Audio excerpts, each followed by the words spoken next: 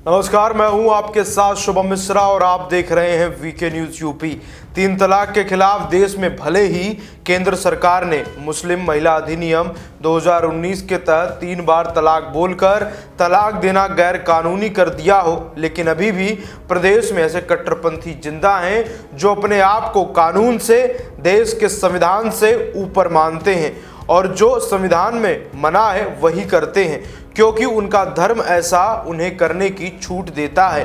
गैर कानूनी तलाक से जुड़ा एक मामला राजधानी लखनऊ से अब सामने आया है, जहां कुछ साल पहले इंदिरा नगर क्षेत्र में रहने वाली एक युवती का निकाह डालीगंज हरी मस्जिद के पास रहने वाले मोहम्मद सरताज के साथ हुआ था। युवती का आरोप है कि निकाह के कुछ दिन बाद ही उसका पति सऊदीया चला गया।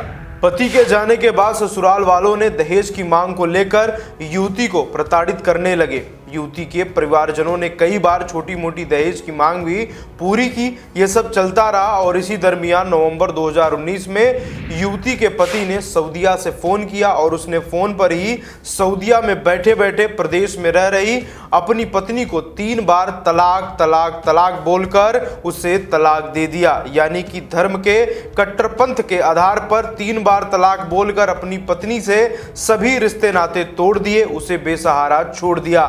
निकाह के बाद जिसके बाद ससुराल वालों ने युवती को मारा पीटा और घर से निकाल दिया।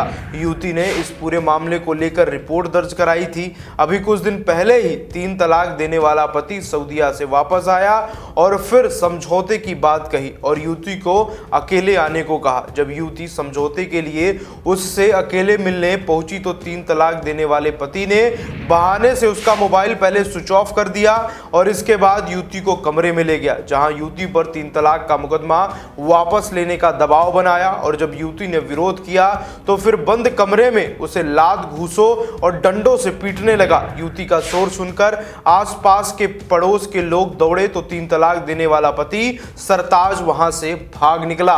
इस घटना को लेकर युवती के परिवार वालों ने पुलिस वालों की कार्रवाई पर भी कई सवाल उठाए हैं। युवती के घर वालों का कहना है कि मुकदमे को दर्ज हुए अब 1.5 साल से भी ज्यादा हो गए हैं। इस दौरान सरताज कई बार लखनऊ भी आया, लेकिन फिर भी पुलिस ने सरताज को गिरफ्तार नहीं किया।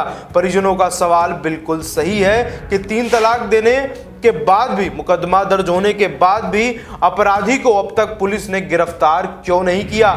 अब युवती के परिजनों की एक ही गुहार है कि आरोपी को उसके किए की सजा मिले। आपकी क्या राय है इस पूरी खबर को लेकर, हमें कमेंट बॉक्स में जाकर जरूर बताएं और उत्तर प्रदेश से जुड़ी अब हर एक खबर को देखने के लिए आप भी सब्सक्राइब करें वीके न्यूज यूपी। धन्यवाद।